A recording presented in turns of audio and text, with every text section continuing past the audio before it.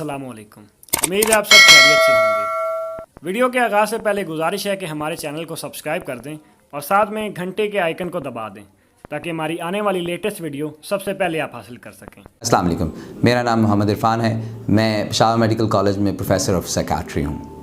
मैंने Khyber medical college से graduation की, इसके बाद कॉलेज ऑफ फिजिशियन सर्जन से मेंबरशिप इन साइकियाट्री की एग्ज़ाम पास किया और उसके बाद फेलोशिप इन साइकियाट्री जिसे FCPS कहते हैं वो भी college of physician and surgeon से किया।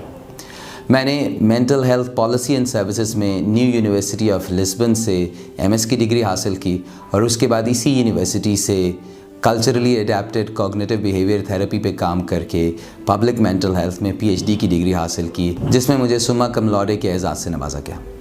इस वक्त पाकिस्तान को मैं world association of cultural psychiatry में रिप्रेजेंट कर रहा हूँ और उसमें उनका एक ख़ास शोबा जिसे कल्चरली एडेप्टेड इंटरवेंशन कहते हैं, ये उनका एक स्पेशल इंटरेस्ट ग्रुप है, उसको लीड कर रहा हूँ एज अ चेयर। इसके अलावा मैं Pakistan association of cognitive therapist का जनरल सेक्रेटरी हूँ और Pakistan association of medical editors, जो पाकिस्तान में छपने वाले तमाम मेडिकल जर्नल्स की नुमाइंदा तंजीम है, उसका प्रेसिडेंट इलेक्ट हूँ।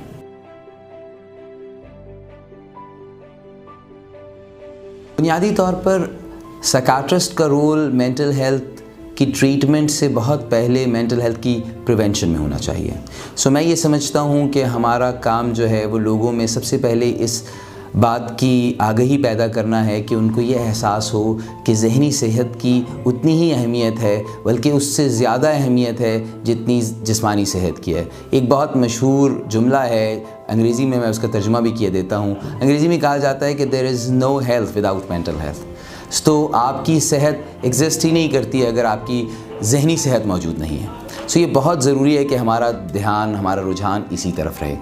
अच्छा, इसके साथ साथ मेरा ख्याल ये है कि ये एक बहुत बड़ा एरिया हमने कवर कर लिया प्रिवेंटिव का। इसके साथ साथ हमें बेहतर तरीके ज़िंदगी के हवाले से जो ज़हनी सेहत के लिए मयारात मुकर्रर हैं उन पे काम करने की ज़रूरत है, जिसे प्रमोशन ऑफ मेंटल हेल्थ को कहा जाता है।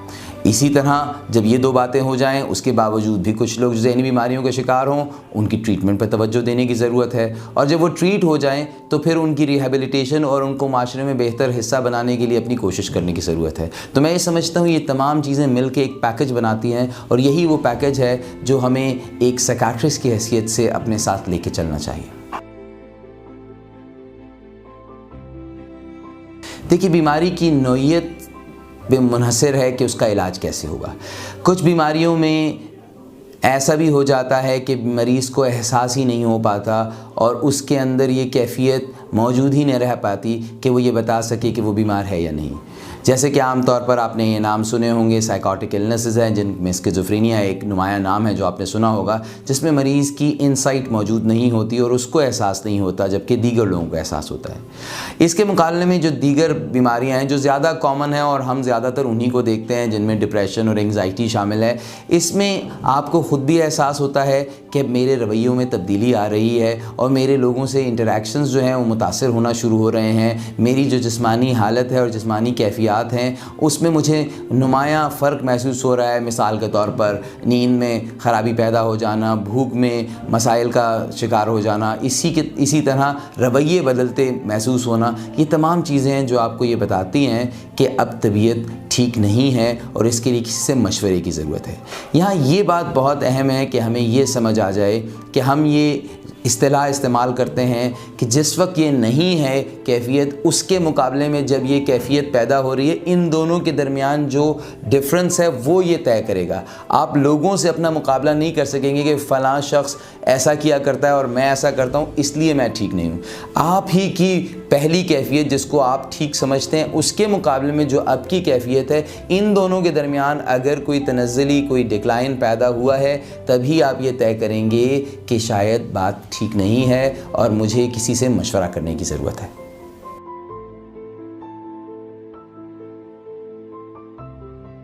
सवाल करने वाले ये पूछते हैं कि उनको इस वक्त साइकोलॉजिस्ट या साइकियाट्रिस्ट के पास जाना चाहिए, तो मैं दोनों के रोल्स के बारे में बता देता हूँ। साइकोलॉजिस्ट अपना रोल प्ले करते हैं इलाज में इस तरह से कि वो बातों के ज़रिए इलाज करते हैं, जिनको हम टॉकिंग थेरेपीज़ कहते हैं। इसमें बहुत ही बुनियादी यानी काउंसलिंग से लेकर बहुत स्पेसिफ़िक यानी कॉग्निटिव बिहेवियर थेरेपी या दीगर थेरेपीज़ का सहारा लिया जाता है। सो उनका एक बहुत वाज़ेह रोल है। इसके मुकाबले में साइकाट्रिस्ट को ये एज हासिल है कि वह ना सिर्फ अगर ट्रेंड हैं थेरेपीज़ में तो वो थेरेपीज़ प्रोवाइड करें, बल्कि दवाई भी प्रिस्क्राइब कर सकें। ये कानूनन भी बहुत वाज़ेह फ़र्क है कि साइकोलॉजिस्ट को ये इख्तियार हासिल नहीं होगा कि वो किसी किस्म की दवाई लिख सकें।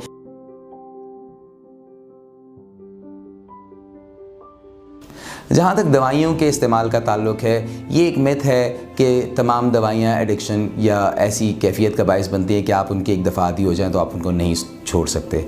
जहाँ तक स्पेसिफ़िक फार्माकोलॉजी का ताल्लुक़ है, ऐसा करने की क्वालिटी सिर्फ बेंजोडाइज़ेपिन या ख्वाब आवर दवाइयाँ या जिन्हें नींद की गोलियाँ कहा जाता है सिर्फ उनमें है। बाकी तमाम दवाइयाँ आपकी कैफियत और आपकी बीमारी के हिसाब से प्रिस्क्राइब की जाती हैं और उनमें आपको बेहतर करने की सलाहियत है, एडिक्शन की कोई सलाहियत मौजूद नहीं है। जहाँ तक ये सवाल कि एक दफ़ा कोई इस्तेमाल करना शुरू करे तो वह ताउम्र करेगा, ये डायग्नोसिस पे यानी तशख़ीस पे मुनहसर है। बहुत सारी बीमारियों की तशख़ीस के साथ ये जुड़ा होता है कि आपको बताया जाए कि कम से कम दौरानिया इस्तेमाल क्या है, और जब वो दौरानिया इस्तेमाल पूरा हो जाए और आपको बहुत अच्छे तरीक़े से इसने अफाक़ा कर दिया है तो इसके लिए ये किया जाए कि कोशिश की जाए कि आहिस्ता आहिस्ता करके डोज़ को कम करके उसको बंद कर दिया जाए, और ये बहुत सारे केसेस में ये सक्सेसफुली कर लिया जाता है। तो ऐसी कोई बात नहीं है कि इससे खौफज़दा होने या इससे डरने की कोई ज़रूरत है।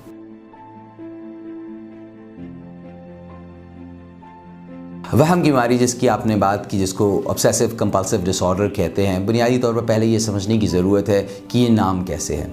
तो ऑब्सेशन वो ख़यालात हैं जो आपके जहन में आते हैं और आपको मजबूर करते हैं कोई काम करने पे, और वो काम बहुत सारे हवालों से होते हैं। हमारे सेटअप में दो हवाले बहुत कॉमन हैं, एक को सफाई के हवाले से बहुत सारे ख़यालात आना कहते हैं, और दूसरे को चीज़ों को चेक करने जैसे ताले कुंडियाँ इनको चेक करने के हवाले से ख़यालात आने का कहा जाता है।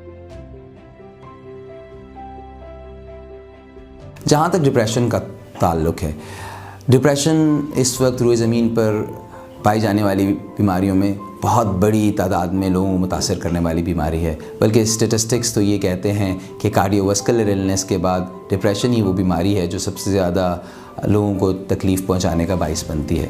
न सिर्फ ये कि ये बीमारी ख़ुद से लोगों को तकलीफ़ पहुंचाती है, बल्कि बहुत से लोग जो बहुत सारी जिस्मानी बीमारियों के शिकार होते हैं, जिनमें आप कॉमनली डायबिटीज़ की बीमारी देखते हैं या बहुत सारी न्यूरोलॉजिकल बीमारियां हैं या कोई ऐसी कैफियत हैं जिनका कोई शिकार होता है, जिनका फ़िल वक्त कोई सलूशन नहीं होता, उन तमाम लोगों के चांसेस होते हैं कि वो डिप्रेस्ड हो जाए।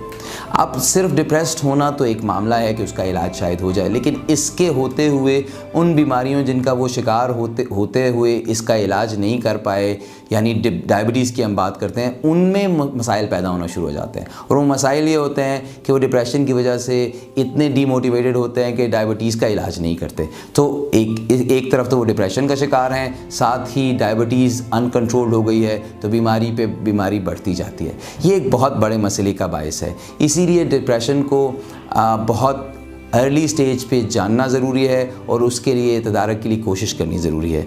अब इलाज की बहुत सारी मोडालिटीज़ हैं, जैसे हम अभी भी जिक्र कर चुके कि इसके लिए थेरेपीज़ मौजूद हैं, इसके लिए दवाइयाँ मौजूद हैं। इसके लिए जो सबसे ज़्यादा समझा जाता है और ये समझा जाता है ज़्यादा मौसर तरीका है, वो इन दोनों का कम्बिनेशन है। सो ये वो तमाम तरीके हैं जिनके तहत आप डिप्रेशन का इलाज करते हैं। और मैं वैसे भी ये बात बताता चलूँ कि इस वक्त अगरचे हमारे पास पाकिस्तान के हवाले से कोई एग्जैक्ट स्टेटिस्टिक्स अवेलेबल नहीं है, लेकिन ये मोहतात अंदाजे के मुताबिक ये कहा जा रहा है कि तकरीबन हर चौथा शख्स किसी न किसी हवाले से डिप्रेशन का शिकार है। तो हमें इसको सीरियसली लेना चाहिए और इसको तदारक करने के लिए कोशिश करनी चाहिए, वरना जो सबसे ज़्यादा मुतासर होने वाली चीज़ है वो हमारी क्वालिटी ऑफ लाइफ है। तो अगर क्वालिटी ऑफ लाइफ ही अच्छी ना हो तो हम अदरवाइज़ भी बहुत मुतासर होते हैं। तो ये बहुत ज़रूरी है कि हम इसका ख्याल रखें। मैं ये समझता हूँ कि आप बहुत सारी चीज़ों के हवाले से अपने जहन में बहुत सारे सवालात रखते होंगे।